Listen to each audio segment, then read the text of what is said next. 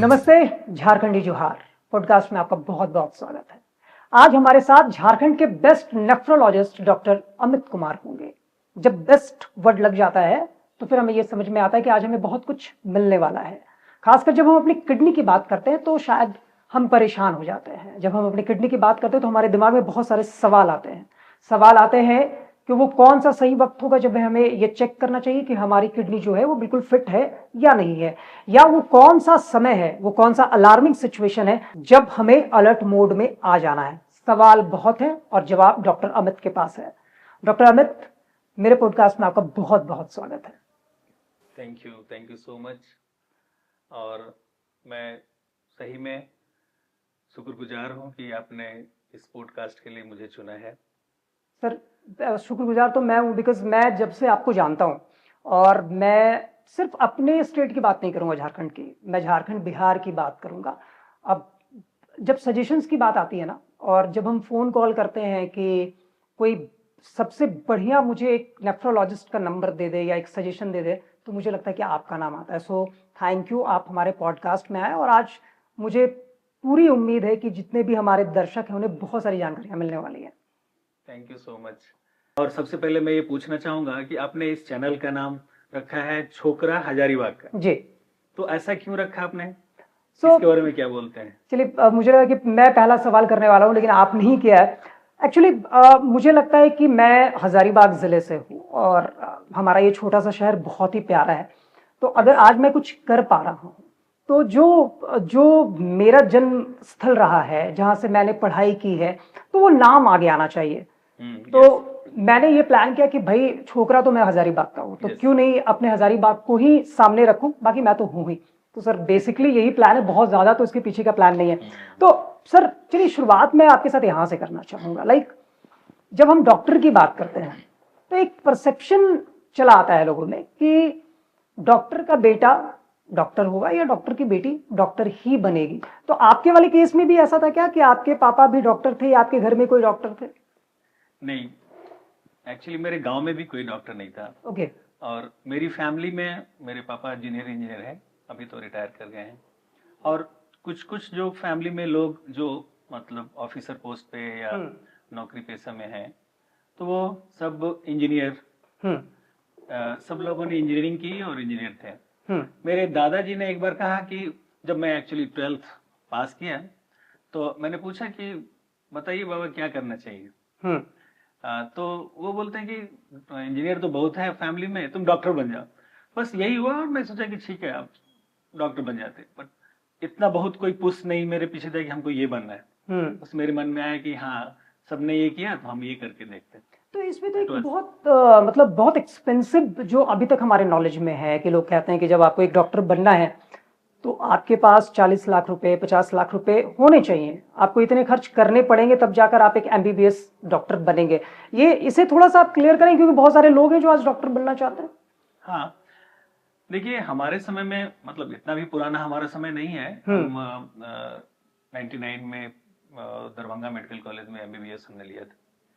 तो उस समय तो आप ये समझ सकते हैं कि महीने का 2000-2500 रुपया हम लोग को कोचिंग में जाना और अपना देखना, अपना खाना बनाना, किसी छोटे से कमरे में शेयर करके रहना, ये सब चीज में खर्च होते थे।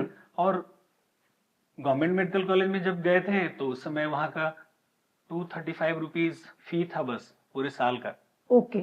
तो ये, और फिर हम लोग जब गए थे तो थोड़ा सा बढ़ा था, मतलब 2000-2500 बस ये पूरे साल का फी था। मतलब एक बार हमने MBBS में एंट्री कर ली, उसके बाद गवर्नमेंट कॉलेजेस में कोई ज्यादा बर्डन नहीं था, एक्सेप्ट आप जैसे बुक्स हुए जो आपको लेनी है या एक्स्ट्रा बुक्स लेना है।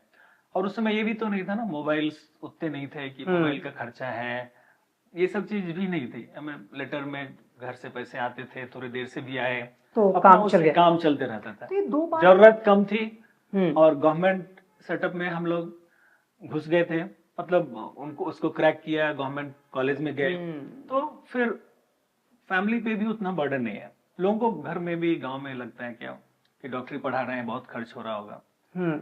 तो खर्च अगर इस तरह से सोचे कि जैसे दूसरे प्रोफेशन में जाते हैं तो क्या हुआ ना कि वो 3-4 साल करने के बाद वो तो आप समझिए वो नौकरी के लायक हो गए, उन्होंने कोई नौकरी पकड़ी और उनका काम शुरू हो गया। हम्म। लेकिन आप समझो कि मैं 99 में एमबीबीएस में एंट्री लिया और 2016 में जब मैं रांची आया और यहाँ पे प्रैक्टिस शुरू किया, तब जाके पैसे कमाने शुरू किए, ऐसे समझ सकते हैं।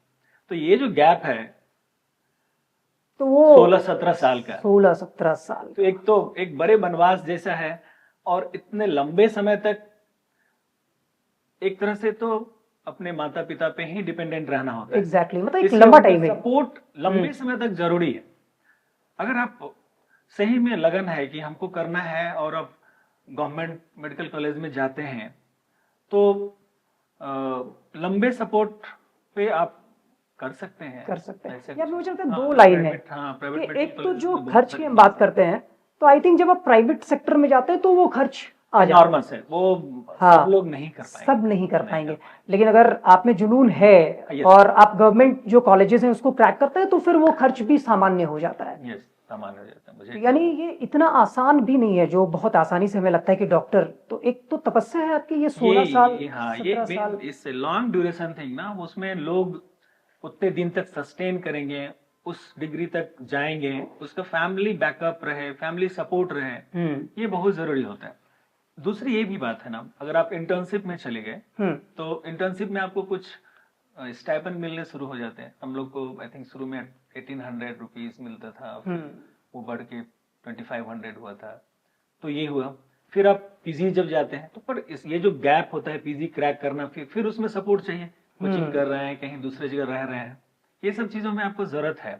एक बार अपने एमडी जैसे एमडी में आ गए, मतलब एमडी मेडिसिन जैसे मैंने किया, तो फिर उसमें स्टाइपेंड मिलता है, तो उससे आप अपना काम चला सकते हैं, शुरू हो जाती है। उस समय तक आपकी एक एज हो जाती है जिसमें आपकी शादी हो गई है, हो सकता है कुछ दिन के बाद बच्चे भी हो जाएंगे, फिर उनका पढ़ाई का भी होगा।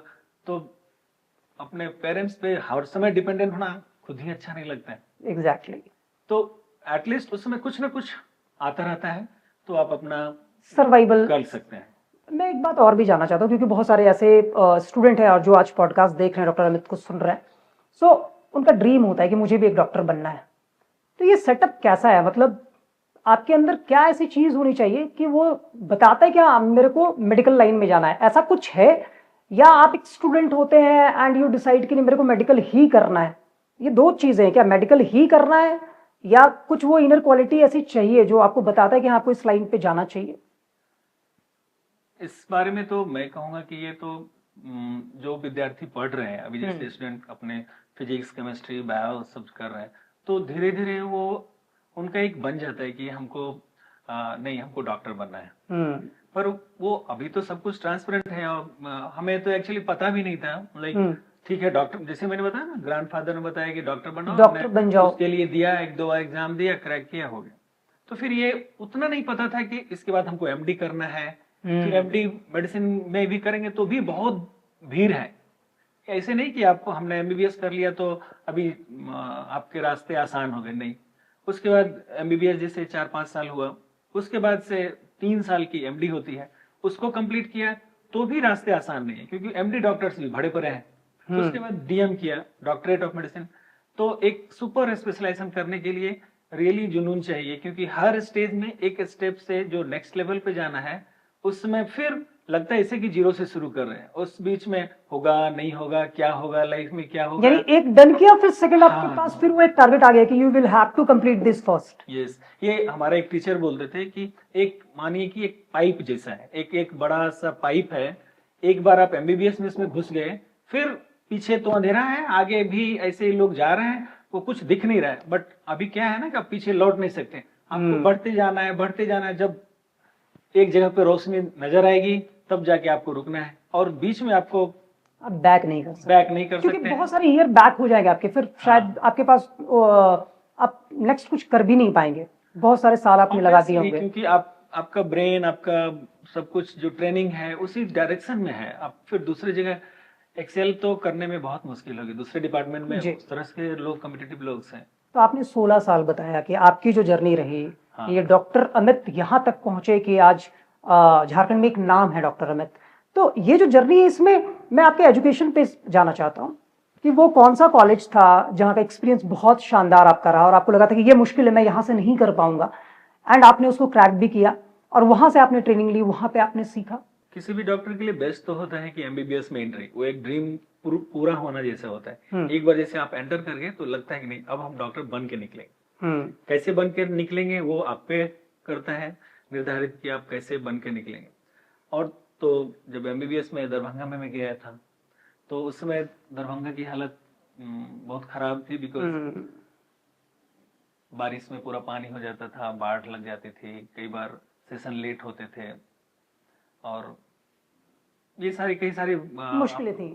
सैनिटेशन प्रॉब्लम उधर थे। पर all together experience was great, क्योंकि इन सब मुश्किलों में आपको बहुत सीखने को मिलता है, बहुत ज्यादा सीखने को मिलता है। जितना आप स्ट्रेस से गुजरते हैं आप उतने ही परिपक्व हो जाते हैं। आपको लगता है लाइफ में और भी स्ट्रेस आप बिल्कुल इजिली हैंडल कर सकते हैं। एक तो ये हुआ। दूसरा ड्रीम कहिए तो एसजीपीजीआई में जब मैं डीएम में गया, Sanjay Gandhi post graduate institute जो लखनऊ में है जी, उसके बाद से लगा कि नहीं, अब हमने ये अचीव करना है, हम अब ये अचीव कर रहे हैं और हमको आगे अपने पेशेंट्स को, अपने सोसाइटी को इस तरह से देना है जिस भी जगह पे हम रहें तो उनको बहुत ये नहीं लगे कि हमको बहुत बड़े जगह पे जाना है, वहां दिखाना है। ये सब चीज कोशिश करते हैं कि ये हमारे झारखंड में हम कर पाए। तो ये जो ट्रेनिंग हमको एसजीपीजीआई में मिली है उससे I am thankful to all my teachers there. उससे मुझे बहुत बहुत फायदा मिलता है। एसजीपीजीआई का नाम जब जुड़ जाता है ना तो उसको कहते हैं ना नेक्स्ट लेवल। लोग ऐसे कहते हैं कि अरे वो तो एसजीपीजीआई से हैं।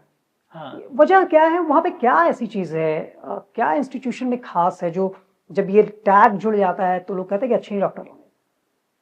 एक तो वर्क कल्चर इतना हेल्दी वर्क कल्चर है, और प्लस आपके जो मेंटर है, जो टीचर्स हैं, जो आपको ट्रेन कर रहे हैं, एक्चुअली उनका डेडिकेशन लेवल इस लेवल का है कि उससे आप 20-30% भी ले लेते हैं ना तो उससे आपका लाइफ सुधर जाता है और आप लाइफ में अच्छे करने लगते हैं।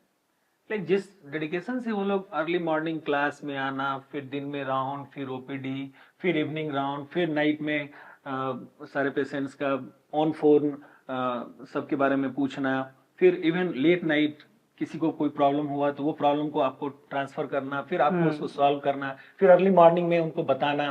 तो ये जो आप 24 आवर ऑक्यूपाइड रहते हैं और उस 24 आवर में वो भी आपके साथ किसी न किसी तरह से अटैच रहते हैं, तो आपको लगता है नहीं वो बंदा तो इतना कर रहा है, इस एज में उनको क्या जरूरत है, उनके इतना बड़ा नाम है, उसके ऊपर से वो इतने पब्लिकेशंस कर रहे हैं।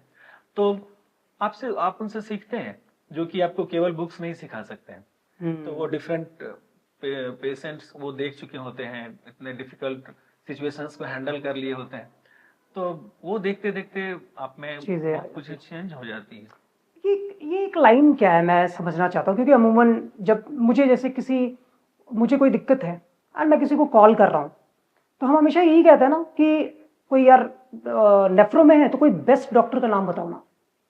अक्सर हम यही कहते हैं, जबकि नेफ्रो में तो बहुत सारे लोग होंगे।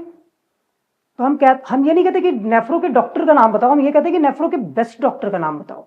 तो डॉक्टर अमित क्या मानते हैं कि डॉक्टर और बेस्ट डॉक्टर के बीच का ये जो लाइन है ये क्या है? ये कैसे बेस्ट डॉक्टर बनाता है? क्या चीज बेस्ट डॉक्टर बनाता है? एक्चुअली बेस्ट डॉक्टर तो ऑब्वियसली पेशेंट और उसके अटेंडेंट डॉक्टर को बनाते हैं। जिस पेशेंट या अटेंडेंट का उसके प्रति या लगता है कि हमारा जो भी प्रॉब्लम है इन्होंने सॉल्व किया, और उनके रिलेटिव्स को आते हैं, उनका प्रॉब्लम सॉल्व करते हैं, तो उन्हें लगता है कि नहीं ही इज बेस्ट बिकॉज इन्होंने हमारे पेशेंट इसको भी ठीक किया, इनको भी ठीक किया। और मेरे हिसाब से बेस्ट डॉक्टर क्या है ना कि केवल हम जो मेडिकली पेशेंट को ट्रीट कर रहे हैं कि हाँ ये बीमारी है, ये इलाज है, इससे भी ज्यादा जरूरी है ना कि उसका जो पेशेंट है उसका सोशियो इकोनॉमिक कंडीशन कैसा है, वो इंटरनली सोच क्या रहा है, उसके फैमिली में क्या चल रहा है। बिकॉज क्या है कि वो कई बार जैसे किडनी के ही पेशेंट है, ठीक है, तो वो एक्चुअली इतने जगह से दिखा के थक चुके होते हैं, दवाइयां तो ऑलमोस्ट सेम ही होती है। जो भी नेफ्रोलॉजिस्ट के पास जाएंगे मोर और लेस सब लोग अपने एक्सपर्टीज के हिसाब से दवाइयां अच्छी तरह से लिखते हैं, सब कोई चाहते हैं कि हम जो काम कर रहे हैं इससे आगे वाला अगर पेशेंट ठीक होता है तो वो मुझे पॉजिटिव फीडबैक देगा, वो और पेशेंट्स देंगे जिससे कि हम मेरा नाम होगा। मेनली डॉक्टरी में तो ये होता है ना, लोग नाम भी कमाना चाहता है एग्जैक्टली। और इज्जत चाहता है, ये सारा चीज और पैसे कमाना चाहते हैं ऑब्वियसली। उनका जो साइकोलॉजी है, कई बार ना पेशेंट डिप्रेस होते हैं, दवाइयां खा, सर ये इनको दिखाया भी नहीं ठीक हुआ, ये भी कर रहे हैं, आप ये भी दवाई दे दिया, मतलब तो उनको एक्चुअली थोड़ा टाइम का जरूरत होता है, उसको थोड़ी काउंसलिंग की जरूरत होती है एग्जैक्टली। कि उनके पेशेंट को जितनी जरूरत हो बीमारी के बारे में उनको बताएं, या बीमारी का बहुत जो बैड चीज है, प्रोग्रेशन है, आगे कुछ हो सकता है, ये सब चीज उसके अटेंडेंट को सेपरेटली समझाया जाए। कई बार पेशेंट के सामने निकल जाने से पेशेंट बहुत हतोत्साहित होता है, वो अब दवाई खाना नहीं चाहता है, अब ये उसी में लग गया कि ये तो बीमारी बढ़ने वाली है, ये तो ठीक होगा नहीं। तो इस चीज को अगर उसने अपने जहन में ले लिया ना, तो रियली वहीं पे बीमारी नहीं और होता है। नहीं ठीक होता है। हाँ, और अटेंडेंट जब समझ जाते हैं कि नहीं इसका यही सब ट्रीटमेंट है, तो वो स्टिक हो जाते हैं, हाँ भाई हमको इतना करना है और आगे जो होगा देखा जाएगा। एक्चुअली उनको हम लोग को एजुकेट करने की जरूरत है। मुझे लगता है कि ये बेस्ट डॉक्टर का हाँ, थोड़ा सा उसको टाइम देके हम उसके डिजीज प्रोग्रेशन को, उनके प्रॉब्लम्स को, कि भाई दवाइयां महंगी है तो क्या अल्टरनेटिव कर सकते हैं, हाँ, जहाँ पे जेनरिक दवाइयां हैं कुछ वो आप ले लो, कुछ जो बीपी की मेडिसिन है तो कम रेट की जो मेडिसिन है उससे इनका काम चल सकता है, थोड़े बहुत साइड इफेक्ट है जो मैनेजेबल है उससे इनका काम चल सकता है, तभी वो सेटिस्फाइड होंगे और अपना इलाज करा पाएंगे। अदरवाइज क्या होता है ना, वो 10 दिन की दवाई लेते हैं फिर ड्रॉप कर देते हैं, फिर 1 महीने बाद डॉक्टर फिर दवाई आएंगे। तो दिए अभी तो कुछ तो हुआ नहीं, बिकॉज उनका ये प्रॉब्लम है ना, वो कंटिन्यू नहीं कर पा रहा है मेडिसिन और फिर उन्हें दिक्कत हो रही है। सर ये जो आपने एक बात कही ना, मुझे लगता है कि जब मैंने कहा कि भाई डॉक्टर अमित अच्छे हैं, तो मुझे लगता है ये लाइन ही डिसाइड करता है। बिकॉज अभी जो मैं फील करता हूं कि कई जगह पे आप ये है कि बस वो इलाज हो रहा है। आपने कहा ना कि आपको पेशेंट को भी समझना है, उनकी इकोनॉमिकल कंडीशन को भी समझना है, और आपको ये भी समझना है कि इन्हें ट्रीट करते हुए इन्हें बैलेंस भी कैसे रखें। आज बहुत सारे ऐसे डॉक्टर्स हैं हमारे सोसाइटी में जो इस लाइन को नहीं समझना चाहते हैं, वो इस चीज को कंप्लीटली इग्नोर करते हैं, क्योंकि पेशेंट तो परेशान है और जब वो किसी एक जगह पे बहुत उम्मीद के साथ जा रहा है तो वो उससे अच्छे से बात भी नहीं कर रहे। हम बड़े डॉक्टर के पास में यही डर पेशेंट को तो, और कि हम तो यहाँ पे बहुत अच्छे डॉक्टर के पास में आए, डॉक्टर बहुत ज्यादा ना उनसे बात कर रहा है, उन्होंने देखा, उन्होंने दवाइयां लिख दी, बट जो नेक्स्ट ट्रीटमेंट है, जो आपको मोरली उनको सपोर्ट करना है, वो मिसिंग है। आप ऐसा महसूस करते हैं कि ये चीज थोड़ा परेशान करता है? हाँ, होता ही है ये मैं नहीं कहूंगा कि मैं पूरी तरह से ये कर पाता हूँ, बिकॉज क्या होता है ना, जैसे आपके पास नंबर ऑफ ओपीडीज बढ़ जाते हैं, आपके पास वो काम कंप्लीट करने का भी एक प्रेशर हो जाता है, इट्स अ वेरी फैक्ट। अभी आप 15-20 पेशेंट देख रहे हैं, अभी आप चलो आप ये हो गया बहुत भीड़, आपको 40 पेशेंट देखना है, आप अच्छे But डॉक्टर फिर के भी नंबर्स बढ़ गए। हाँ, आपको फिर भी थोड़ा टाइम निकाल के एटलीस्ट नट सेल में अटेंडेंट को बुला के पर्सनल लेवल पे 1-2 लाइन बता के, सो दैट कि वो उनके एक एटलीस्ट हो जाए कि हाँ नहीं ये करना ही पड़ेगा और बहुत भाग दौड़ से कोई फायदा नहीं है, और वो उनको क्लियर मैसेज होना चाहिए कि ये सब चीज यहाँ हो सकता है, तो उनको बता दें हाँ हो सकता है, या लेकिन नहीं यहाँ हो सकता है तो एक बार अगर वो सक्षम है तो कोई बाहर जाके दिखा के आए, ये चीज होता है। इसमें एक सवाल मैं और ऐड करूंगा, आपकी राय भी मैं जानना चाहूंगा। यहाँ पे जब प्राइवेट हॉस्पिटल में हम किसी बड़े इलाज के लिए जाते हैं, मैं किडनी की ही बात कर लूं, तो एक प्रेशर डॉक्टर के साथ इंडिविजुअल प्रेशर होता है, लाइक, क्योंकि वो भी एक हाई पेड डॉक्टर होते हैं, उनको वो हॉस्पिटल एक अच्छी खासी सैलरी दे रहा होता है या अमाउंट दे रहा होता है, और ऐसे में नहीं चाह के भी कई बार जो एक्सपेंसेस हैं वो बढ़ जाते हैं। जो बजट अगर 2 लाख होना चाहिए, 3 लाख होना चाहिए, लेकिन वो बजट कई बार ही 5 लाख 6 लाख एक्सीड कर जाता है। ये एक प्रेशर होता है डॉक्टर्स के साथ में। देखिए, फ्रैंकली मैं बताऊं ना, तो एक्चुअली जब आप पेशेंट या अटेंडेंट हैं, एज सच अटेंडेंट हैं, देख रहे हैं कि हमने पेशेंट लाया, तो ये सब डिपेंड करता है ना, अगर पेशेंट बहुत खराब है और 3-4 दिन में पेशेंट में इम्प्रूवमेंट होने लगता है, ठीक होने लगता है, तो सब कुछ ठीक रहता है कि नहीं सब कुछ ठीक चल रहा है, इलाज बढ़िया चल रहा है। पर कई बार क्या है ना, जो पेशेंट की स्थिति अगर खराब है, और कोई जरूरी नहीं है कि सारे पेशेंट का जो हम ट्रीटमेंट कर रहे हैं वो सही है, सब सक्सेसफुल ही हो, बिकॉज सारे पेशेंट अलग अलग ट्रीटमेंट से अलग अलग रिस्पॉन्ड करते हैं, वो तो समझ रहे हैं। तो क्या होता है ना कि कई ना बार पता नहीं बिल बढ़ रहा है, ठीक होगा नहीं होगा, ये सब चीजें आने लगती हैं।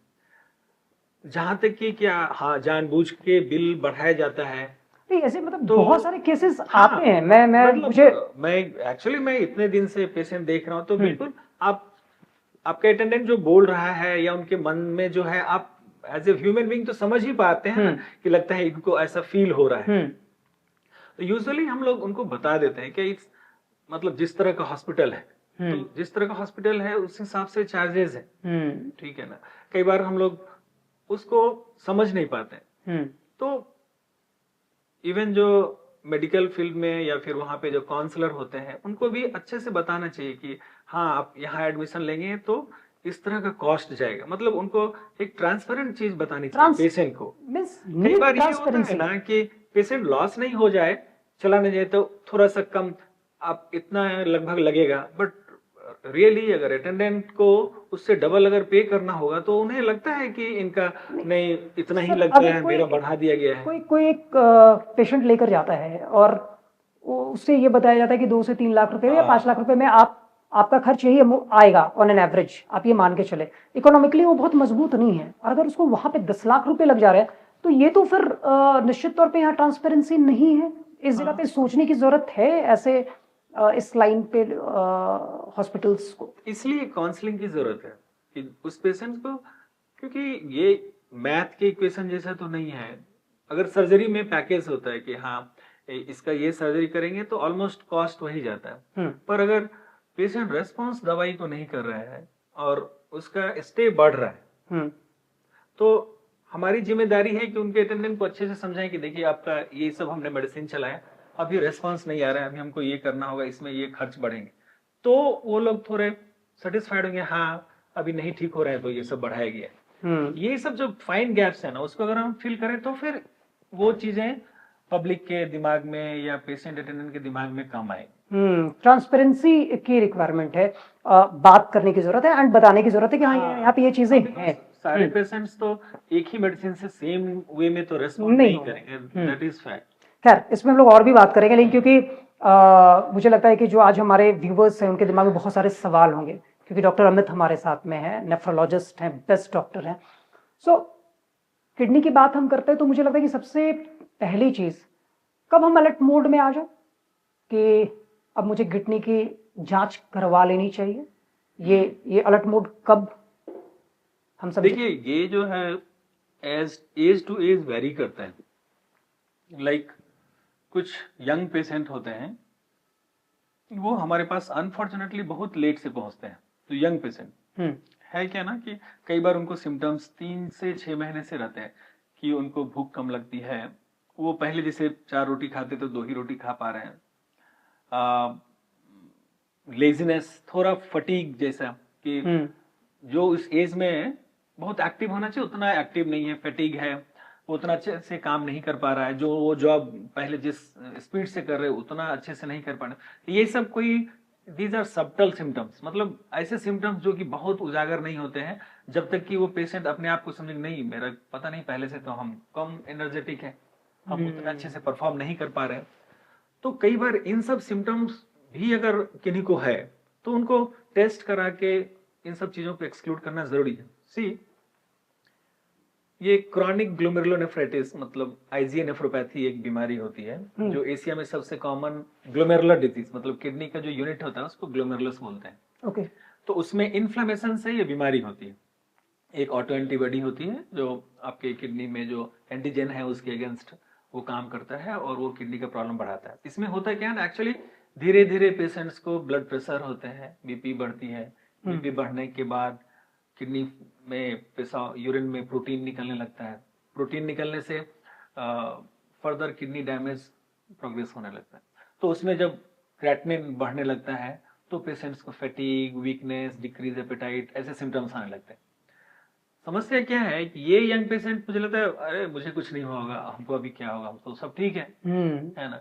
पर ये स्टेज अगर 3-6 महीने से ज्यादा हो जाता है ना, तो इस एज ग्रुप के पेशेंट लाइक जो 20 से 35-40 साल के लोग हैं, जिनको ना शुगर है ना बीपी है, पहले से उन्हें कुछ नहीं नहीं पता है।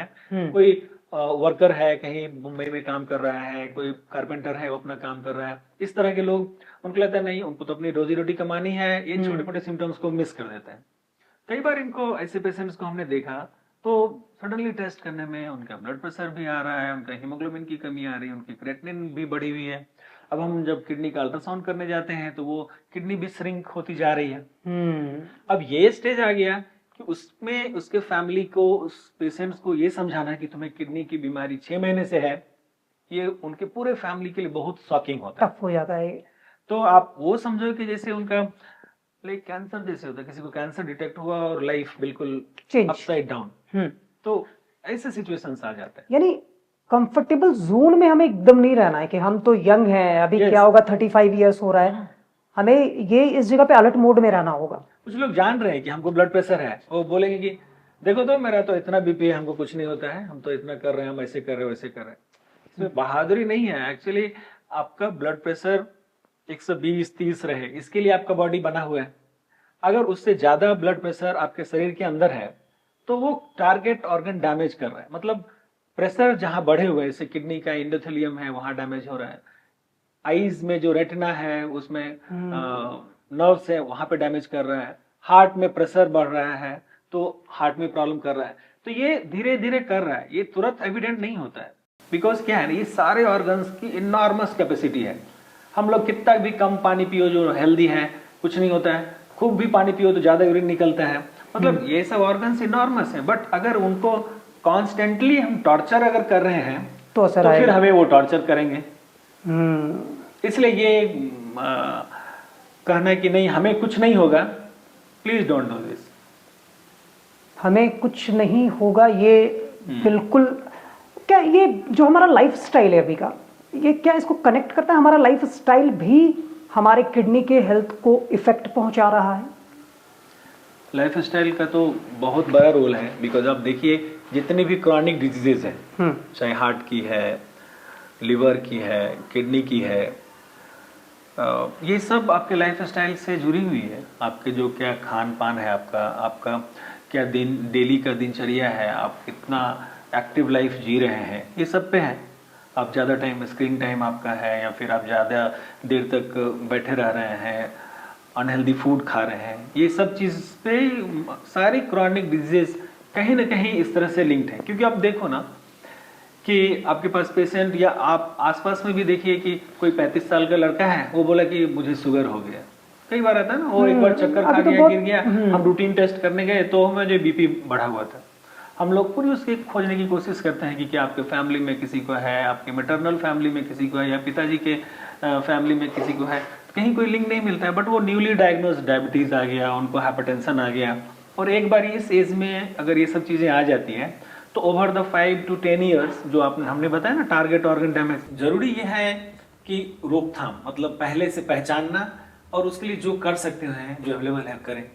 तो किडनी वाले केस में फिर मान लीजिए कि कभी ऐसा मेरे को फील हो रहा है, लाइक कोई भी पेशेंट है एंड वो फील कि नहीं बहुत ज़्यादा एनर्जेटिक नहीं है, या जो खाने का जो उनका पहले का कैपेसिटी था और अभी चेंज हो गया, सो क्या टेस्ट्स हैं, क्या हम कर सकते हैं कि ये जानने के लिए कि हमारी किडनी सही है या नहीं है?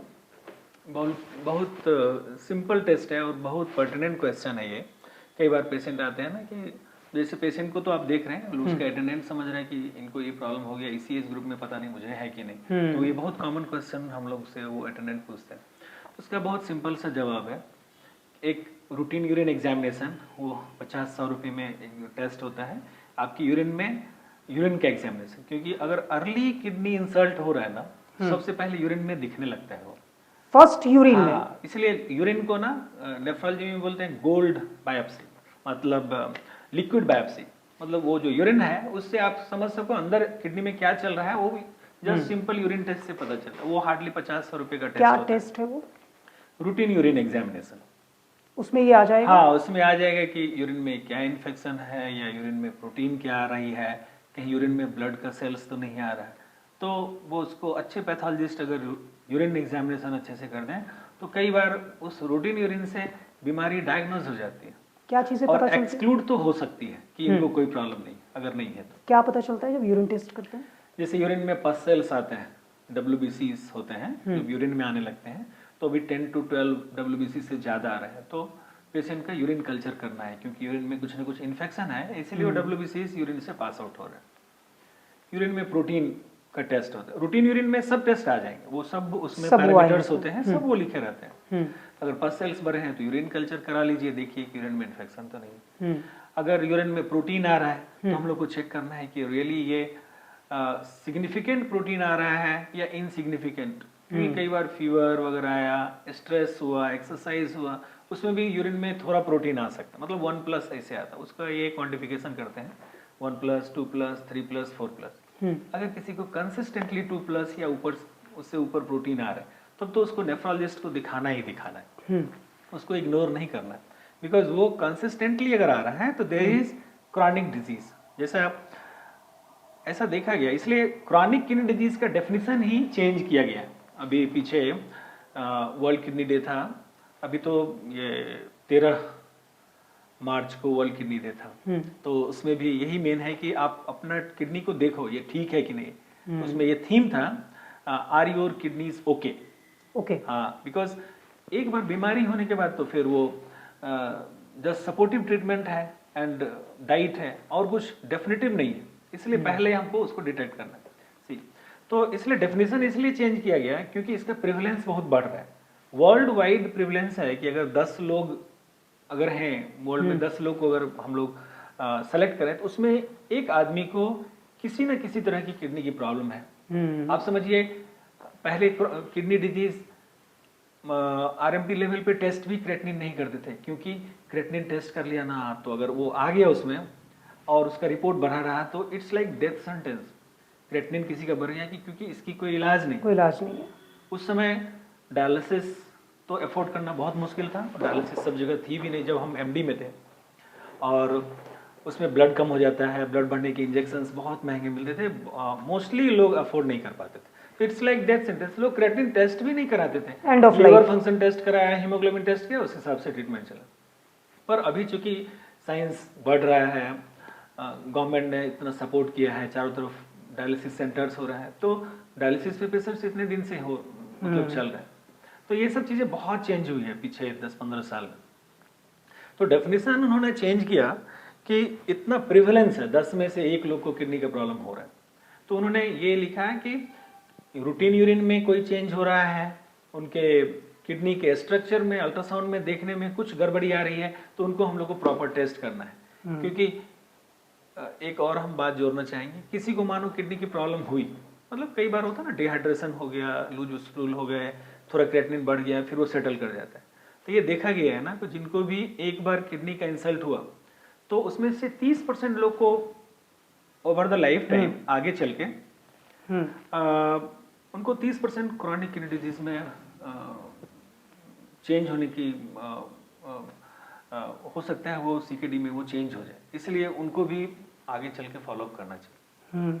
सो यहाँ पे आप स्पेसिफिक, जैसे आपने एक बताया कि आपका यूरिन टेस्ट होना चाहिए, उसमें वो सारी चीजें आ जाएंगी, और पर्टिकुलर कोई टेस्ट हैं जो आप सजेस्ट करेंगे कि एक अगर तो यूरिन हो गया, दूसरा सीरम क्रेटिनिन, जो यूरिया क्रेटिनिन हम लोग जानते हैं, वो भी 150 से 200 रुपए का टेस्ट होता है। ये दोनों टेस्ट आपका अगर नॉर्मल है, ये दोनों टेस्ट एकदम डैम नॉर्मल है, तो अब आपकी किडनी नॉर्मल है, तो अब तो इतने कम में तुरंत आप टेस्ट कर सकते हैं। तो अब जो ये इस तरह के भयानक आगे जो फ्यूचर में प्रॉब्लम्स बढ़ सकते हैं, जो क्रॉनिक तक आप पहुंच जाए, उससे तो बचा जा सकता है। उससे तो आप एटलीस्ट संतोष, हाँ मेरा ठीक है तो कुछ नहीं करना। यानी अवेयरनेस ज्यादा जरूरी है, अवेयरनेस बहुत जरूरी है। और अभी आपने बहुत अच्छा बताया कि वर्ल्ड किडनी डे में अब ये जानना जरूरी है कि हमारी किडनी की ओके है या नहीं है।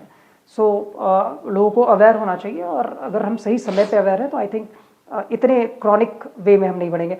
सो किडनी के ट्रीटमेंट की बात करते हैं तो बहुत एक्सपेंसिव है इससे, लेकिन इससे पहले एक्सपेंस से पहले मैं आना चाहूँगा कि जैसे आपने बताया कि एक तो वो जब समझ में आ जाता है कि हाँ किडनी आपका इफेक्टेड हो चुका है, फिर फाइनली इफेक्टेड हो गया, अब इसका ट्रीटमेंट क्या है? अब फाइनली ट्रीटमेंट क्या है? जैसे आपने बताया, मैं थोड़ा डायलिसिस पे जाना चाहूँगा, उसके बारे में आप थोड़ा डिटेल में हमें बताएं कि ये डायलिसिस क्या है, कितने प्रकार के डायलिसिस होते हैं, एंड कितने खर्चीले हैं ये? देखिए, किडनी में जो ट्रीटमेंट है ना, डिपेंड करते हैं स्टेज पे, किस स्टेज पे किडनी की प्रॉब्लम है।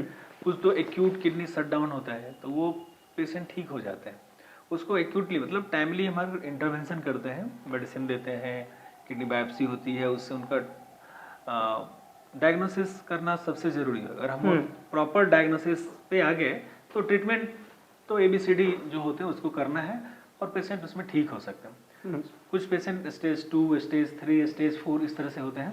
तो स्टेज 3 एंड एबव जो पेशेंट होते हैं, जो क्रॉनिक डिजीज वाले, उनको supportive care, blood pressure, BP control, diet proper diet, dehydration नहीं होना चाहिए, ओवर हाइड्रेशन नहीं होना चाहिए, ब्लड प्रेशर कंट्रोल, ये सब चीज़ मोस्टली ट्रीटमेंट होता है। और जो स्टेज 5 एंड एबव के जो पेशेंट है, जो आप डायलिसिस के बारे में पूछ रहे हैं, तो उनके लिए जो क्रॉनिक डिजीज स्टेज 5 से ज़्यादा है, अब क्या हो रहा है ना कि जब उनको हम लोग मेडिसिन दे रहे हैं फिर भी उनके सिम्टम्स नहीं ठीक हो रहे हैं, उनकी उल्टियाँ हो रही है, उनको भूख नहीं लग रहा है, रात में सांस फूल रही है, एकाएक से सांस की दिक्कत बढ़ जा रही है, पैरों में सूजन हो गया है, तो फिर ये डायलिसिस की बात आती है। तो बिफोर गोइंग टू डायलिसिस में जाने से पहले हमको उनको जो चीज़ ऑप्शंस हमारे पास है वो तो कम से कम बताना है कि क्या क्या ऑप्शंस है ना, वो आप उनको बताना है। एक चीज मैं बता देना चाहूँगा कि देखिए, क्रॉनिक डिजीजेज जैसे लिवर की डिजीज, chronic brain damage, chronic heart failure, इन सब में एक तो ट्रीटमेंट कंप्लीट ट्रीटमेंट नहीं हो पाता है, और जैसे लिवर ट्रांसप्लांट बहुत ज़्यादा लोग नहीं करा पाते हैं, वेरी कॉस्टली, और लिवर मिलना सभी के लिए पॉसिबल नहीं है। उसी तरह से हार्ट ट्रांसप्लांट रेयरली होते हैं। तो जिस तरह से प्रॉब्लम्स है वैसे तो नहीं हो पाते, उनको ये मान लेना होता है कि अभी सांस फूलेगा तो जाएंगे, भर्ती होंगे, थोड़े ठीक होंगे, लेकिन ये तो ऐसे ही चलेगा। पर किडनी में ये चीज़ है कि इसमें ट्रीटमेंट है, इसलिए उनको बताना है कि मतलब अगर आप किडनी में प्रॉपर डायलिसिस और सही देख रेख में रहें तो आप लंबे समय तक ठीक से रह सकते हैं। किडनी आप ट्रांसप्लांट करा लें, जो कि इतनी भी रीच के बाहर नहीं है, गवर्नमेंट ने इतनी योजनाएं दी हैं, BPL कार्ड से गवर्नमेंट 10 लाख से 15 लाख रुपया दे रही है, हमारे गंभीर मुख्यमंत्री गंभीर योजना है, आयुष्मान है, के अंदर ट्रांसप्लांट हो रहे हैं, और उससे क्या है ना, लाइफ चेंज हो जाता है। इट्स लाइक उनको न्यू किडनी मिल गई और एक किडनी सफिशिएंट होता है लाइफ के लिए, तो उनसे उनका काम चलता रहता है। तो इसलिए ट्रीटमेंट ऑप्शंस बताना हमारा काम है, और थोड़ा सा उनको धैर्य रखना है कि नहीं, बाकी लोग कर रहे हैं तो हम भी कर लेंगे। और हमने देखा है कई जो छोटे छोटे जो काम कर रहे हैं, रिक्शे वाले, ये सब भी अपना कार्ड वगैरह यूज करके, एक विल पावर होता है कि नहीं हमको ये करना है तो वो कर लेते हैं, ट्रांसप्लांट करा लेते हैं। विल पावर होना चाहिए, फेथ रखना है आपको। हाँ, क्योंकि ऑप्शन अवेलेबल है, जहाँ ऑप्शन नहीं है तो हम लोग नहीं कह सकते आप वो हार्ट ट्रांसप्लांट नहीं कर सकते, हार्ट कितना मिलेगा नहीं मिलेगा, ये सब चीजें।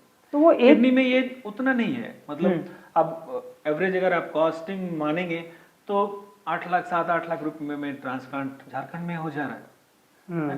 हम लोग थोड़ा ट्रांसप्लांट के नंबर में भी पीछे हैं, बिकॉज इतना ज़्यादा ट्रांसप्लांट सेंटर नहीं, बट ऑब्वियसली आगे आने वाले समय में जिस तरह से हॉस्पिटल्स बढ़ रहे हैं तो वो सेंटर्स यहाँ बढ़ेंगे। आपने कितने केसेस ऐसे डील की ट्रांसप्लांट की अगर हम बात करेंगे तो?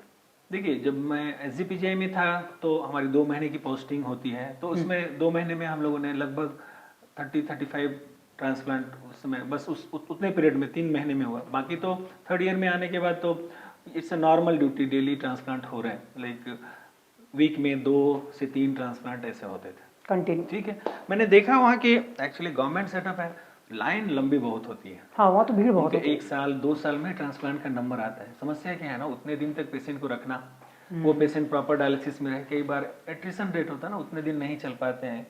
क्रॉनिक किडनी डिजीज है पेशेंट, उनको हार्ट की प्रॉब्लम बहुत ज़्यादा होती है, तो वो उतने दिन तक नहीं रह पाते। ये एक है, इसलिए नंबर ऑफ ट्रांसप्लांट सेंटर बढ़ाने की ज़रूरत है। यहाँ पे मेदांता में अभी तक टोटल 250 ट्रांसप्लांट हो चुके हैं। हम लोग इधर महीने में 1-2 ट्रांसप्लांट करते हैं, सक्सेसफुल रहते हैं सब। Successful, it's at par to other centres. तो एक किडनी जो सफिशिएंट है, आप नॉर्मल लाइफ जीते हैं या फिर वहां पे कुछ रिस्ट्रिक्शंस लग जाते हैं आपके लाइफ में कि नहीं आप ये नहीं कर सकते, आप ये नहीं खा सकते? ठीक है, इस चीज का एक्चुअली थोड़ा वो हार्वर्ड जिसको बोलते हैं ना, ट्रांसप्लांट कराओगे तो फिर तुमको अलग रूम में रहना पड़ेगा, Exactly. तुमको ये हाँ। करना होगा, ऐसे करना। तुम हमारे बाहर नहीं जा रांची पाओगे। में कितने पेशेंट्स हैं, वो जब भी आएंगे तो थैंक्स बोलेंगे, नहीं सर हम लोग करा लिए, अब तो ये अपना जॉब अच्छे से कर पा रहे हैं, अपना काम कर रहे हैं, अपना सब कुछ रिज्यूम कर लिया है। नॉर्मली लोग वो समझते भी नहीं है कि इनको किडनी की कभी दिक्कत थी, जो बहुत बैड शेप में थे और अभी अपना लाइफ लीड करते हुए रहते हैं। तो हम लोग को भी देख के अच्छा लगता है कि हमने इनको कैसे कैसे समय से उसमें निकाला था और अभी वो ठीक है।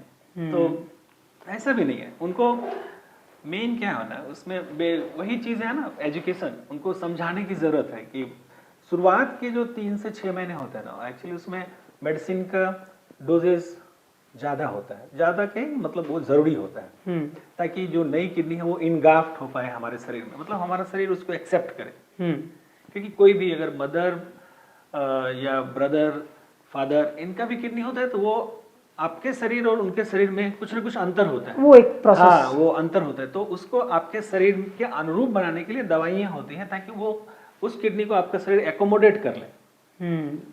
और फिर 6 महीने के बाद वो दवाई का डोज बहुत कम हो जाता है। तो शुरुआत में चूंकि ये इनको इम्यूनोसप्रेसिव दवाई देते हैं, मतलब इनकी इम्यूनिटी को थोड़ा दबाया जाता है ताकि ये नई किडनी से लड़े नहीं ज्यादा। तो क्या होता है, थोड़े जो बाहर के इन्फेक्शन है इनको थोड़ा ज्यादा तंग कर सकते हैं। जो नॉर्मल आदमी में सोर थ्रोट होता है तो इनको निमोनिया होने का खतरा रहता है। यही अंतर है। जैसे हम लोग क्या करते थे कोविड में भी, तो हम लोग सब लोग रहे, थोड़ा सा दूरी मेंटेन करना, मास्क लगाया, थोड़ा हाथ फ्रिक्वेंट साफ किया, उसके बाद तो धीरे धीरे आदत हो गई ना। कोविड के बाद भी लोग इसी तरह से रह रहे, वो बहुत दिन के बाद मास्क हटा है। एग्जैक्टली। बस यही इस चीज को थोड़ा सा मेंटेन करना, साफ सफाई मेंटेन करना है कि मतलब इन्फेक्शंस को हम लोग लिमिट। आप याद करो कोविड में कितने सर्दी खांसी से बहुत कम हो गया था। नॉर्मल पब्लिक को लगता था कि नहीं अभी हम तो अच्छा है, जिनको नहीं वो हो रहे हैं उनके लिए तो बस इतना ही करना है। एक तो जैसे कि फैमिली मेंबर्स है, अगर किसी किडनी चेंज हो रही है तो उनकी वाइफ से वो टेस्ट किया गया, एक तो आपने बताया कि नहीं मैच भी कर रहा है तो फिर वो दवाइयों के माध्यम से उसको अकॉर्डिंगली मैच किया जाता है। तो सेम चीज कि कोई अदर से वो मेरे रिलेटिव्स में नहीं आते हैं, किसी और का मुझे किडनी दिया जा रहा है, तो उस process will be same there. हाँ, ये जो है ना डिपेंड करता है कि उसमें मिसमैच कितना है, दोनों के जीन्स में मिसमैच कितना है, उस पर हम लोग डिसाइड करते हैं कि कितना इंटेंसिव इम्यूनोसप्रेशन देना है, मतलब कितने ज्यादा मात्रा में इनपुट देना है। जिसमें मिसमैच ज्यादा है उसमें ज्यादा देना है। कई बार तो उतना मिसमैच हम लोग को नहीं मिलता है, हम लोग बिल्कुल सिंपल दवाई पे पेशेंट ट्रांसप्लांट हो जाते हैं और वो किडनी सही चलती है।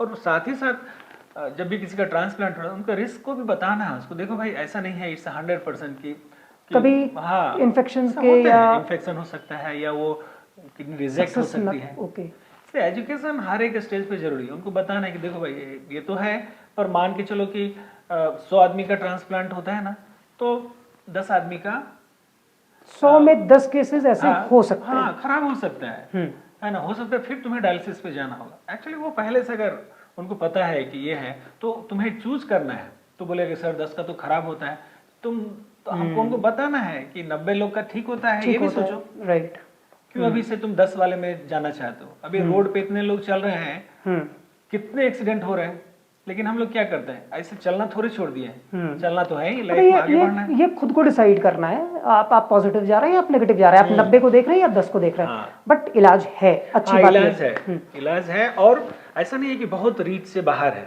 अगर आप गवर्नमेंट का हेल्प लें, थोड़ा सा एक्चुअली एफर्ट जरूरी होता है, एफर्ट जरूरी है, और ऑब्वियसली फैमिली सपोर्ट जरूरी होता है। पेशेंट सब कुछ तो ये कर नहीं पाता है, फैमिली को टाइम निकाल के उसको देना है, और वो जो 3-6 महीने टाइम इन्वेस्ट कर देता है तो उसका लाइफ चेंज हो सकता है।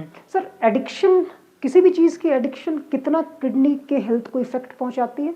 लाइक हम स्मोकिंग की बात कर ले, हम शराब के नशे की बात कर ले, या एनी अदर एडिक्शन, क्या ये भी किडनी के हेल्थ को इफेक्ट पहुंचाती है?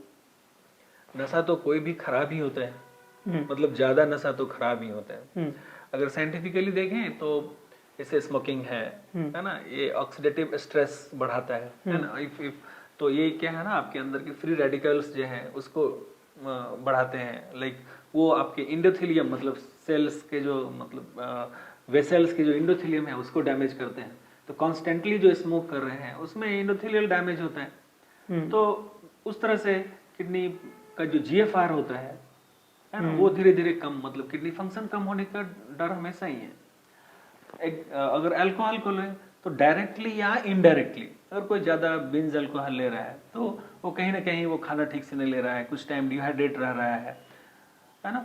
तो ये डिहाइड्रेशन का अगर स्पेल बार बार हो रहा है, कुछ एडल्ट्रेटेड अल्कोहल्स है या एडल्ट्रेटेड ड्रग्स है, ये डायरेक्टली अफेक्ट करते हैं आपके किडनी के टिश्यूज को। बिकॉज ये सब केमिकल्स थ्रू एंड थ्रू आपके बॉडी में प्यूरिफाई होंगे, निकलेंगे, उनको तो हर जगह से पास होना है। उनको तो किडनी में पास होना है, यूरिन के थ्रू निकलना है, किडनी को पेट से लिवर के थ्रू पास होना है, स्टूल में निकलना है।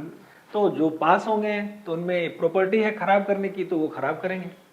तो इस तरह से अगर आप एक्सेसिव रूप में ले रहे हैं तो वो तो डैमेज करेंगे। So it is not advisable कि ये सब चीज़ का एडिक्शन, जो कि अभी बहुत कम एज के बच्चों ने ये सब क्या सीख लिया है और ये अभी से शुरू हो रहा है। अभी तो उनको अपने ही एक लेसन में है कि हमें कुछ नहीं होगा, लाइक, तो उनको फिर आगे लाइफ में अभी तो तुरंत तो कुछ होता नहीं है ना। अगर आप कोई भी चीज़ को अगर बार बार चोट पहुंचा रहे हैं तो बाद में उसका खामियाजा भुगतना पड़ता है। हालांकि अगर अभी की लाइफ को देखें, मुझे लगता है कि ये भी डेफिनेशन बदल गया। पहले कि एक एज, सर्टेन एज पे लगता था 55, 60, 65, 70 पे समझ में आता था कि इनकी किडनी खराब है या पता चल पाता था।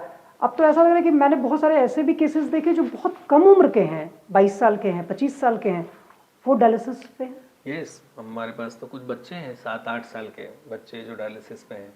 तो उसको देख के तो बाकी अटेंडेंट की रूह कांप जाती है कि ये कैसे हो गया। बट बहुत सारे डिजीजेज हैं।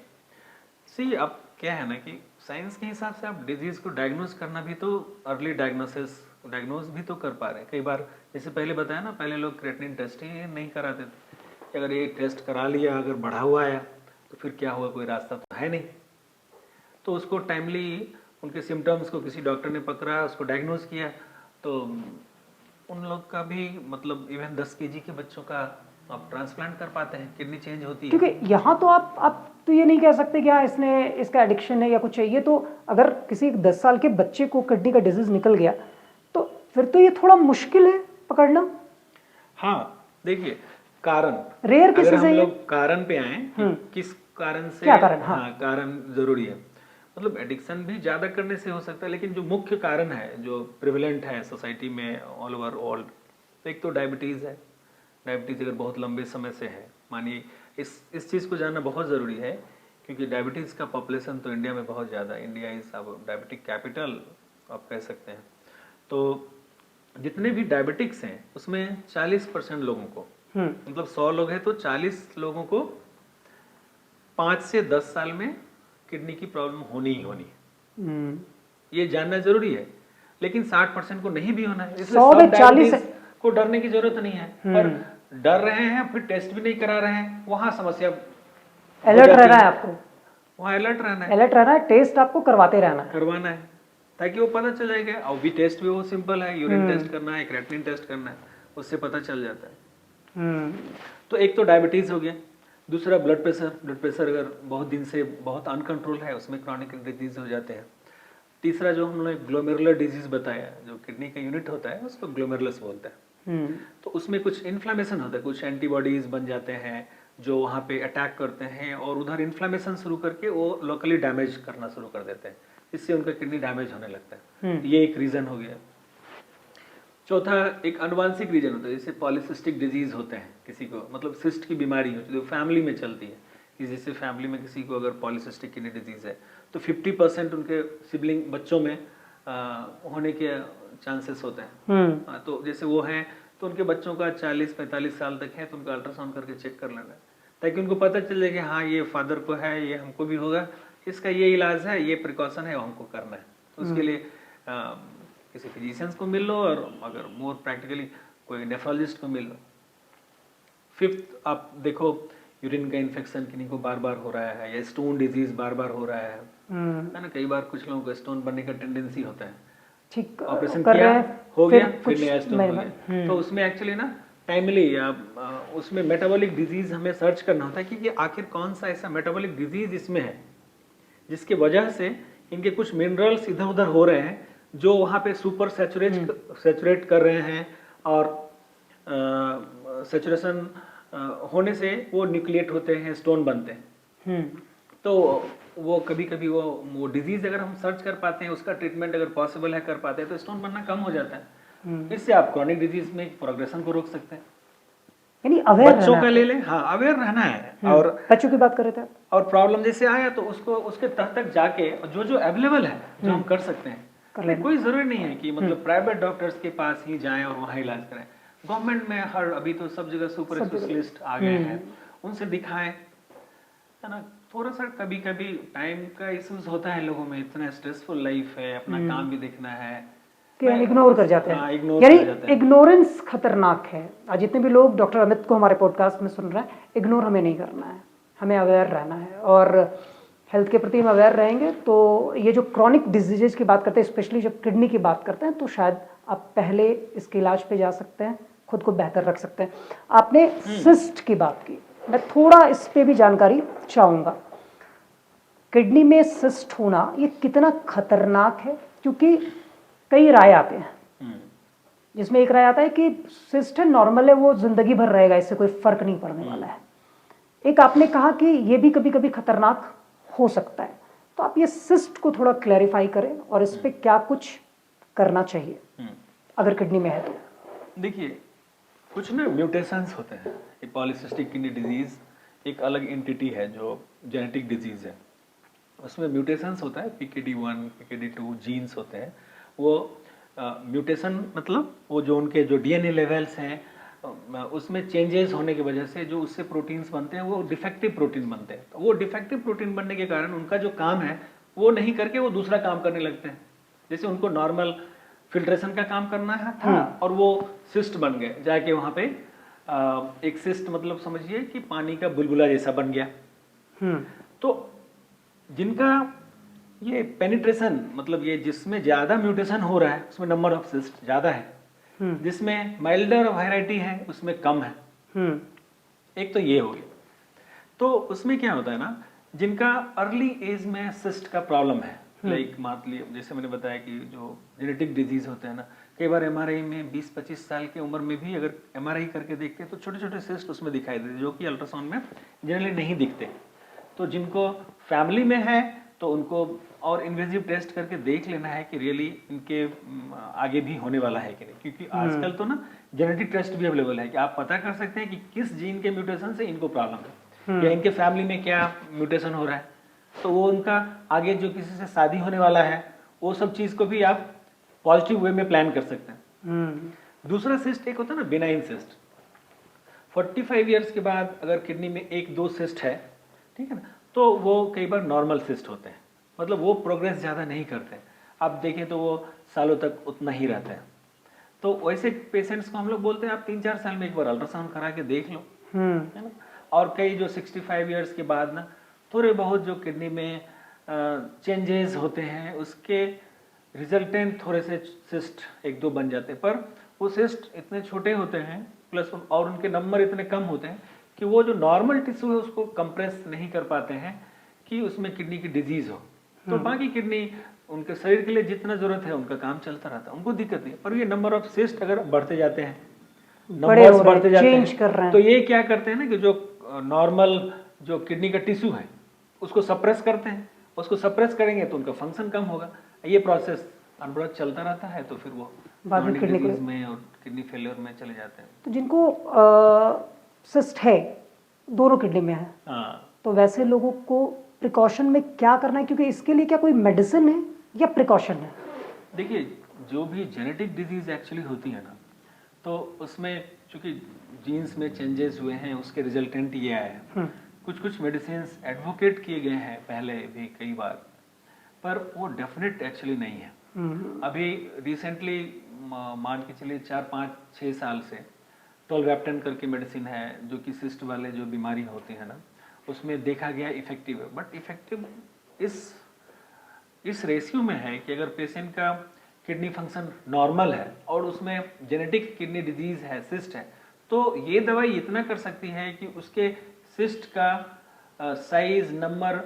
साइज बढ़ने की गति को थोड़ा स्लो कर सकते हैं। दे कैन नॉट स्टॉप या उसको रिपेयर पूरी तरह से नहीं कर सकते। ये सब एक दो होप है जो कि उस चीज को स्लो करता है। कई बार सिस्ट की जो बीमारी होती है ना, एक्चुअली ये स्लो ग्लोइंग प्रोसेस होता है, धीरे धीरे धीरे। तो अब एक सिंपल सा मैं इसमें ऐड करना चाहूंगा कि मतलब मानिए किसी को सिस्ट की बीमारी हो गई, ठीक है, उसको 45-50 साल में पहुंच गए, उनको पता चल गया कि हमें तो सिस्ट का प्रॉब्लम है, ये प्रोग्रेसिव बीमारी है। तो हमारा काम है उनको बताना कि आप जो है ना, ऐसे पेशेंट्स डायलिसिस में जाते हैं 65-75 ईयर्स में, 65-75 ईयर्स में, उस समय देखेंगे, पर वो ना अभी उसको आपके मन में वो पकड़ लेंगे और वो पूरी दुनिया में घूमते रहेंगे, ये सिस्ट का प्रॉब्लम है और क्या करना है, क्या करना है। वो डॉक्टर्स भी उनको समझा रहे हैं कि आपको अभी ज़्यादा दिक्कत नहीं है, आप ब्लड प्रेशर चेक कर लो, पानी बढ़ा के पियो, नमक कम रखो, इससे बैलेंस चलेगा।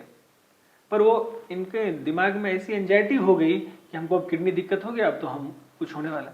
अब जान रहे हो कितने लोग 75 साल तक या 80 साल तक जाते हैं, हो सकता है वो डिजीज उनको कोई प्रॉब्लम नहीं करे, लेकिन कई बार हम डिजीज का अनायास मन में बैठा लेते हैं, उससे ना आपका फैमिली लाइफ, सोशल लाइफ, हर चीजें डिस्टर्ब लाइफ, सब कुछ डिस्टर्ब हो जाता है।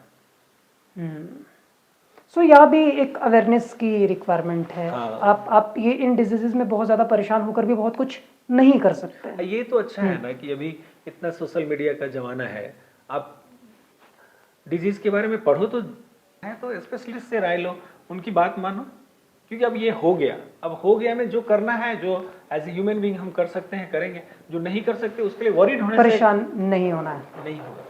और ये बच्चों वाली बात, वो जो हमारी मिस हो गई, रह गई, बच्चों में जो किडनी की प्रॉब्लम है ना, एक्चुअली उसके भी कई सारे कारण हैं। कुछ तो ट्यूमर्स होते हैं अर्ली एज में, उसके वजह से ऐसा हो जाता है। कई बार ना पेशाब की जो नली होती है, किडनी से जो यूरेटर निकलता है, फिर पेशाब की जो नली होती है, उसमें कहीं न कई बार प्रेगनेंसी के समय ही डिफेक्ट होता है। कई बार इस बीमारी को हम लोग पेट में जब बच्चा होता है उसी समय डायग्नोज कर सकते हैं। कई बार वो डायग्नोज कर सकते हैं। दूसरी, अगर हो गया और बाद में पता चला, तो एक बार ना उसमें इरिवर्सिबल फैक्टर्स होने लगते हैं जो कि किडनी को डैमेज करने लगते हैं, उसको कैकुट सिंड्रोम बोलते हैं। तो जिसकी वजह से अर्ली एज में भी पेशेंट को डायलिसिस और ट्रांसप्लांट की जरूरत होती है। मतलब इस जगह पे हम ये कह सकते हैं कि आप जितनी भी हमने बातें बताई, जो सिम्टम बताया, इस किसी भी चीज़ से आप गुजरते हैं, इमीडिएट आप एक नेफ्रोलॉजिस्ट से ज़रूर मिले और किसी भी चीज़ को इग्नोर ना करें। इग्नोरेंस खतरनाक हो सकता है। खैर, बहुत सारी बातें आपने बताई और मैं उम्मीद करता हूँ कि आज के पॉडकास्ट से बहुत सारी चीज़ें समझने को मिलेंगी और आपने इसे बहुत अच्छे तरीके से भी बताया, तो लोग भी इससे अवेयर हो गए। मैं आपके बारे में, क्योंकि जब डॉक्टर की बात करता हूँ तो मुझे तो ये समझ में आता है कि आप लोग अपना एक नॉर्मल लाइफ को बैलेंस करते हैं। बिकॉज मैं जब पॉडकास्ट के लिए आपसे बात कर रहा था तो मैंने आपसे पूछा कि आप जब कंफर्टेबल हो तो आप बताइएगा, हम लोग पॉडकास्ट शूट करेंगे। आपने कहा कि फिर तो मुश्किल है। यही वाली बात क्या है, फिर कैसे नॉर्मल लाइफ जो आपकी है और ये बैलेंस कैसे करता है? ये थोड़ा डिफिकल्ट है बैलेंस करना। हाँ, क्योंकि जब आप काम में ऐसे सोच सकते हैं, जैसे काम हमने शुरू किया, मतलब पेशेंट देखना शुरू किया, धीरे धीरे पहले से कम पेशेंट होते हैं, फिर आपके रेफरल्स बढ़ते हैं, आपके पेशेंट ठीक होते हैं, तो वो उनके ऑब्वियसली अपने रिलेटिव्स को सलाह देते हैं कि आप उनको दिखा लो। इस तरह से आपका वर्कलोड बढ़ता है। एक लेवल पे वर्कलोड इस तरह से आ जाता है, वो अब आपकी रेस्पॉन्सिबिलिटी बन गई है, आप उससे भाग नहीं सकते। जैसे आपके पेशेंट बैठे हुए हैं, अगर आपका कुछ भी अपना फैमिली का मेडिकल इमरजेंसी कुछ हुआ, किसी का बर्थडे हुआ, किसी की शादी, कुछ भी हुआ, पर आप बाहर जो पेशेंट बैठे हुए उसको लांग के कैसे आप निकल सकते हैं? नहीं जा सकता। ये जो रेस्पॉन्सिबिलिटी है ना, और कई बार जैसा होता है लोग प्लान कर सकते हैं, हम लोग कैसे, आप सब कुछ प्लान नहीं कर सकते हैं। इमरजेंसीज क्या प्लान करके थोड़ी जाते, वो इमरजेंसी तो आनी है, वो होनी है। जिस दिन आप रिलैक्स मूड में रहे उसी दिन कुछ ऐसे केसेस आएंगे, कुछ ऐसे मतलब क्लोज आपके फॉलोअप हैं, आप वो सब दिन से आपको दिखा रहे, उस दिन कैसे आप उनको, और बहुत उम्मीद से आपके पास आए, बहुत उम्मीद से आए, उतनी दूर से हम लोग यहाँ आ गए हैं, ऐसे करेंगे, तो ये बहुत डिफिकल्ट होता है इसको कर पाना। कई बार आपको लगे कि जैसे कि हम अपने ही बुने हुए जाल में फंस गए है ना। हम सोचे थे कि हम अच्छे डॉक्टर बनेंगे, बहुत सारे पेशेंट देखेंगे, और अब जो है आप ये माहौल आपको मिल गया तो आप ट्रैप महसूस हो, अरे और पेशेंट है अभी देखना है क्या। कभी इरिटेशन भी होती है, कभी इरिटेट होते हैं क्या, कभी फेडअप होते हैं कि नहीं, ऐसा भी कोई सिचुएशन आता है? ट्रूली ऐसा तो नहीं कह सकते हैं कि फेडअप बिल्कुल इंसान होता है, बिकॉज एक्सपेक्टेशन, अब देखिए पेशेंट या अटेंडेंट जो आता है, जितने भी पेशेंट आप चाहे 1 to 50 पेशेंट देख रहे हैं, सबका एक्सपेक्टेशन तो यही है कि हमको बेस्ट वे में देखा जाए और आज से जो मेरा प्रॉब्लम है आज ठीक हो जाए। तो आपको अपना आपको उस लेवल पे रखने के लिए हर पेशेंट से उतना ही जस्टिस करना होगा। क्या उसके लिए आप बॉडीली मेंटली आपके पास इतना टाइम है, आप फिट हैं कि नहीं? तो ये चैलेंज है डेली हर मरीज के लिए, हर दिन उस लेवल पे रहना, खुद को उसी एनर्जी के साथ आपको मेंटेन करना। तभी तो सब लोग को सेटिस्फाई तो उसे सबको नहीं कर सकते, बट एटलीस्ट आप अपना जो आपका है उससे वो कर सकते हैं। उसके लिए क्योंकि एक्सपेक्टेशन तो ऐसा थोड़ा है कि शुरू में जो 10% ज्यादा उसको बढ़िया देखेंगे, 5 वाले बच्चा नहीं देखेंगे, और जिनका क्रिएटिनिन 1.2 है जस्ट केवल आए हैं दिखाने के लिए, उनका एक्सपेक्टेशन भी ज्यादा है कि पता नहीं वो डरे हुए हैं कि मैं हमको हो नहीं जाएगा किडनी का प्रॉब्लम। आपको लग रहा है कि इनका तो सिंपल है कुछ नहीं है, बट उनका तो एक्सपेक्टेशन है कि आज के बाद हमारे दिमाग में ये नहीं रहे कि भाई मुझे कोई बीमारी नहीं है। तो उनका भी तो एक्सपेक्टेशन उसी लेवल का है। सो आपके लाइफ में अब तक मैं भी बात करूँ कि जब से आपने अपने प्रैक्टिस को शुरू किया, कभी किसी एक ऐसे टफ सिचुएशन में आप फंसे जहाँ पे पेशेंट भी नाराज है, उनके पेरेंट्स जो उन्हें लेकर अटेंडेंट आए हैं वो भी गुस्से में हैं, कोई ऐसा टफ सिचुएशन जो आपने फेस किया अपने लाइफ में अब तक, जो याद आप कर रहे हो, या कोई ऐसी मेमोरी? मोस्टली तो ऐसा नहीं हुआ है, लेकिन एक बार ऐसा हुआ। उसमें ये था कि एक पेशेंट एक्चुअली बहुत सिक था और वो बहुत दिन से डायलिसिस कराता है। आप समझते हैं ना, पेशेंट जो लंबे डायलिसिस पे है और वो actually wheel chair bound patient था, मतलब वो खड़ा भी नहीं हो पा रहा था। इनफैक्ट ओपीडी में भी हाफता हुआ इस तरह का आया था। और वो जब आया तो हमने देखा उसको, पेशेंट वाज वेरी सिक, लग रहा था कि बहुत मुश्किल है, पर सब डॉक्टर करते हैं, हमने भी उसका इलाज किया जो हमें बन पाया, प्लस हमने उसको एडवाइस किया कि अब इनको तो एडमिट करना पड़ेगा, बिकॉज ओपीडी लाइक पेशेंट है नहीं, अब तो लेके आए हैं, पर हम मेडिसिन लिख देते पर इनको एडमिट कर लो। पर वो कॉर्पोरेट हॉस्पिटल में एडमिट करने के एक्चुअली थक भी तो जाते हैं पेशेंट, अगर बार बार एडमिट हो रहे हैं तो फाइनेंशियली भी थक जाते हैं, एक्चुअली मेंटली भी वो बहुत ड्रेन हो जाते हैं। उनको लगता है कुछ ऐसा हो, आज कुछ ऐसा लिख दें कि ठीक हो जाए, पर वो तो हमारे पास तो ऐसी कोई चाबी है नहीं है कि हम लगाएं। मेरा दिन वाला चिराग नहीं है कि मन किया कि आज इनको ठीक कर देते हैं, ये लोग बहुत दुखी हैं, because we are also human being. तो हमने लिखा उसको, मैं बताया कि नहीं इसको एडमिट करना, अगर आप अच्छे हॉस्पिटल में नहीं कर पाएंगे या फिर कॉर्पोरेट में पैसे की दिक्कत है, एटलीस्ट रिम्स में तो एडमिट कर ही लो प्रॉपर वे में, ठीक है। समा वो उस दिन एडमिट नहीं किया, 1-2 दिन घर में रहा, फिर बाद में पता चला वो रिम्स में गए थे, उधर एक्सपायर कर गया। तो एक दिन सैटरडे इवनिंग सडनली मुझे एक कॉल आया, जबकि वो आज तक वो उसका जो ब्रदर था, he was in like army और किसी में था, तो वो कॉल करके पहले तो बहुत प्रेज करता था हमेशा कि भैया को ठीक कर दिए, ऐसा है, अभी यहाँ है, ऐसा है। मुझे बहुत दिन के बाद एक्चुअली उस दिन दिखाने आए थे। उस दिन तो सडनली इससे फ़ोन किया कि हम गाड़ी पे चढ़ रहे हैं, हम आके आपको गोली मारेंगे, आपको हम ऐसे करेंगे, आपका चैम्बर में आप जिसको बताना है बता दीजिए, और ये हम आपका चैम्बर में घुस के आपको गोली मारेंगे, ये हम ऐसे कह के एकदम रिकॉर्ड हम बोल रहे हैं ऐसे।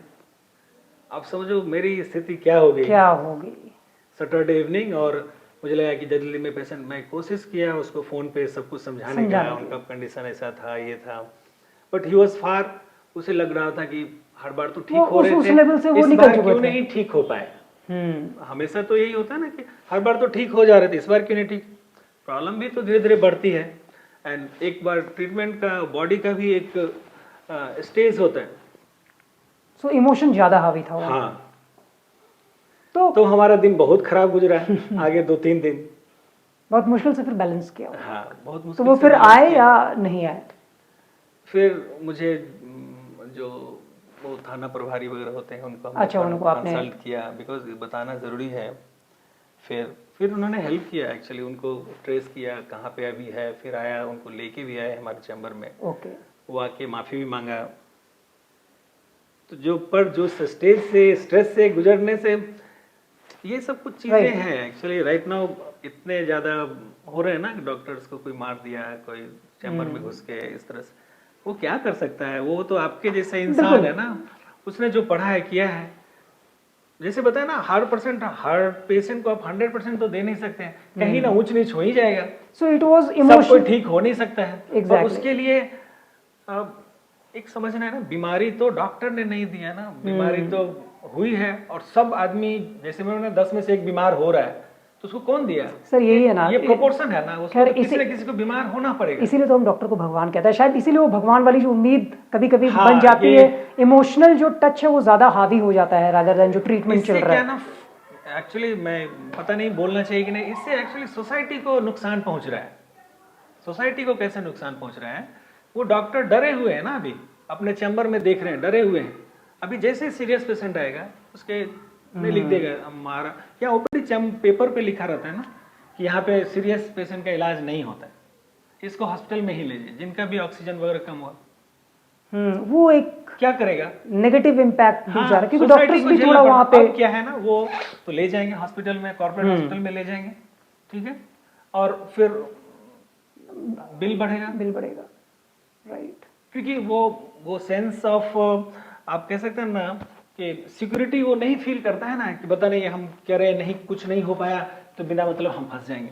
Right. So it means two way ये स्टेप है जिसमें डॉक्टर्स को भी पेशेंट के साथ में या अटेंडेंट के साथ में बहुत अच्छा बिहेव करना है, लाइक उनको अपना फील कराना है। हाँ, उसको अटेंडेंट को भी ऑप्शंस है, वो जो कुछ हो सकता है, ट्रांसपेरेंसी के साथ, हाँ, अगर ट्रांसपेरेंसी मेंटेन करना बहुत बहुत जरूरी है। एंड अटेंडेंट को भी समझना पड़ेगा कि क्या एग्जैक्टली बताया जा रहा है, क्या ये बीमारी डॉक्टर्स के ही कारण है, राइट। इमोशनल डिसीजन नहीं लेना है। तो फिर आप अपने आप को मेंटली स्ट्रांग रखने के लिए, और ये जो डेली का जो आपका एक हैक्टिक शेड्यूल है, पेशेंट्स को देखना, उनके परेशानी को समझना, ट्रांसप्लांट करना, खुद को स्ट्रांग रखने के लिए आप फिर क्या करते हैं? मैं एक्चुअली, मेरी थोड़ी हॉबी है, थोड़ा मैं जिम जाना पसंद करता हूँ, थोड़ा फिजिकली फिट रहने की कोशिश करता हूँ। उससे मुझे अच्छा लगता है मैं पर्सनली अपने आप को थोड़ा देख रहा हूँ, तो मैं मॉर्निंग उठ के कोशिश करता हूँ, अगर ज़्यादा घर का काम इधर उधर नहीं रहे तो जिम जाऊँ, थोड़ा स्विमिंग करूँ, या फिर थोड़ा सा एक्टिविटी करूँ, पसीना बहाऊँ, क्योंकि तभी आप पूरे दिन भर के स्ट्रेस को आप झेल सकते हैं। और ये चीज़ तो हम सब लोगों को करना चाहिए, क्योंकि किसी भी क्रॉनिक बीमारी में या किसी भी बीमारी में, और नॉर्मल ये है कि आपको 30 से 40 मिनट का एक्सरसाइज सप्ताह में 5 दिन तो करना ही करना है। आई थिंक इसी से हम थोड़ा फिट रहेंगे, कोशिश करते हैं स्ट्रेस कि फ्री रहेंगे। हाँ, स्ट्रेस को आप डील कर सकते हैं एक्चुअली। अगर आप फिट रहेंगे, मेंटली फिट रहेंगे, तो आप स्ट्रेस डील कर पाएंगे, और तभी आप दूसरे को डी स्ट्रेस कर पाएंगे। फिट रहेंगे, मेंटली डील कर पाएंगे, और आप स्वस्थ रहेंगे। So finally last question to you, कि जितने भी हमारे व्यूअर्स हैं जो आज डॉक्टर अमित को सुन रहे हैं, वो टिप्स क्या होगा जो उनके लाइफ में बहुत काम आने वाला है? किडनी का डॉक्टर तो किडनी से रिलेटेड ही टिप्स बिल्कुल। देगा। तो हम चाहेंगे कि जो यंग बच्चे हैं, जो आज एक तो छोटे उम्र के बच्चे जो हैं जिसमें ओबेसिटी हो रही है, पेरेंट्स, स्पेशली पेरेंट्स, उनको इस तरह से उनका अपब्रिंगिंग करना है कि उनको इन सब चीज़ों की आदत नहीं लगे, like chips, Kurkure, cold drinks, ये सब जो हम लोग इतनी मात्रा में फास्ट फूड वगैरह खिलाते हैं बच्चों को, इसको तो किसी न किसी तरह से रोकना होगा। बच्चों में ओबेसिटी बहुत बढ़ रही है, ओबेसिटी, डायबिटीज़, फिर सारे मेटाबॉलिक डिजीज के जड़ है। दूसरा, जो यंग लड़के हैं जो 10-12 में, जिनके पास पूरा आसमान खाली है, हमें ये करना है वो करना है ना, उनको उस समय को जीना है, उस समय को जीना है कि हमें जो लाइफ में करना है तो कुछ टाइम पूरे दिन का उसमें देना है। लाइक ऐसे फ्लोट नहीं करना है कि हाँ हो जाएगा, अभी ये भी चल रहा है, फिर मेरा लाइफ खत्म हो जाएगा, अभी ही सब कुछ करना है। कोई जरूरी नहीं है लाइफ में सब चीज़ किया जाए। मतलब मेरा ये इशारा है कि जो ड्रग्स वगैरह में जो लोग धीरे धीरे जा रहे हैं, क्योंकि ये सब चीज़ें आपको अंदर से खोखला कर देती है, आपके मानसिक संतुलन को बिगाड़ देती है, शारीरिक प्रॉब्लम्स, आप कितने भी अच्छे एक्सेल कर रहे हैं पर आप मेंटली स्ट्रांग नहीं है, फिजिकली स्ट्रांग नहीं है, तो आप बहुत दिन सस्टेन नहीं कर पाएंगे। आगे नौकरी भी मिली, अच्छा पैसा भी मिला, अगर आप स्वस्थ ही नहीं रहेंगे तो फिर क्या कर पाएंगे। जो 40 प्लस एज के लोग हैं जिन्होंने अपने लाइफ को अब ट्रैक पे लाना शुरू किया है, लाइक अब वो स्टेबल हो रहे हैं लाइफ में, बच्चे हैं, फैमिली है, अर्न कर रहे हैं, ठीक है, उनको देखना है कि ऐसा नहीं है कि सब दिन शरीर ऐसा ही रहता है। 40-45 ईयर्स के बाद उनको स्क्रीनिंग करनी है कि उनको कोई हार्ट का इशूज, किडनी का इशूज, ब्लड प्रेशर, शुगर, इतने तो फ्री हेल्थ चेकअप्स ये सब होते रहते हैं। आजकल तो मोबाइल में डालो हेल्थ चेकअप्स, 500 रुपये में पूरा हेल्थ का चेकअप होता है। उसको कराने में क्या प्रॉब्लम है? अगर कुछ आया तो उसमें ब्लैक रेड में तो निशान बना ही रहता है, कई बार आप समझ में भी आता, चाहे तो गूगल कर लो, देख लो इसमें क्या चीज से क्या हो सकता है, और कंसर्न एक नॉर्मल फिजिशियन को दिखा लो कि मेरा रिपोर्ट ऐसे है। तीसरी, इसी एज ग्रुप के जिनके फैमिली में प्रॉब्लम है, लाइक उसके फैमिली में किसी को शुगर है, हार्ट का प्रॉब्लम है, किडनी का प्रॉब्लम है, तो उनको ज़्यादा अवेयर रहना है, बिकॉज ये सब चीज़ें कई बार फैमिली में प्रोग्रेस करती है। तो उनको जैसे हमने बताया नॉर्मल सा रूटीन यूरिन क्रिएटिनिन या टेस्ट करना है। जो 60-65 ईयर्स के लोग हैं जो रिटायरमेंट में जा रहे हैं, एक्चुअली उनका लाइफ तो और थोड़ा सा डिपेंडेबल चेंज होने वाला है, थोड़ा रिलैक्स हो जाते हैं। हाँ, रिलैक्स हो जाते हैं। और क्या है ना, अभी सारी बीमारियां घर करने वाला समय आ जाता है, जितना भी लाइफ में इधर उधर हुआ है। आप जितने एक्टिव रहते हैं उतना एक्टिव एज में फिर आप नहीं रहते हैं। आप देखिए कोई लोग 85 ईयर में इतने एक्टिव दिख रहे हैं, कोई लोग 65 आया तो अब तो हम बूढ़े हो गए, अभी तो कुछ नहीं हो सकता है। पर मरना भी तो हमारे बस में नहीं है ना, वो आपके बस में थोड़ी है। तो लाइफ कैसे लीड करना है, इसके लिए आपको किसी न किसी तरह से एक्टिव रहने की जरूरत है। और अगर कुछ परेशानी आ रहा है तो उसको टेस्ट करना है, और दूसरी बात, अगर जो कर सकते हैं उसको करना है, बाकी भगवान। चलिए, और डॉक्टर अमित, आप हमारे पॉडकास्ट में आए और होप कि इतनी सारी आपने बताई, बिकॉज जो अब हमारा लाइफ स्टाइल है, ये जो हम नहीं चाहते वो भी हमें दे रहा है। ऐसे में हम कितना अवेयर हैं खुद के लिए, ये बहुत ज़रूरी है। थैंक यू सो मच, आप हमारे साथ आए, अपनी बातों को साझा किया। Thank you so much Kamlesh Singh, thank you. खुश रहिए, मुस्कुराते रहिए, और ज़िंदगी में लड़ना ज़रूर सीखिए। और लड़ने का एक नज़रिया ये भी है कि आप जागरूक रहें। जागरूकता ही लड़ाई का सबसे बड़ा हथियार है। आप स्वस्थ हैं तो आप अपनी ज़िंदगी में बहुत कुछ अचीव करेंगे।